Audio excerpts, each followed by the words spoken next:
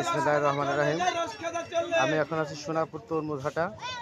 দেখেন এই যে অনেক সুন্দর তরমুজ, এটা 40 টাকা কেজি দরে বিক্রি করতেছে। এই যে আমার ভাই বিক্রি করতেছে 40 টাকা কেজি। এক একটা মালের ওজন আছে 7 KG 8 KG size. 7 KG 8 KG সাইজের তরমুজ 40 টাকা কেজি। এছাড়া আরও দোকান আছে 40 টাকা কেজি তরমুজ।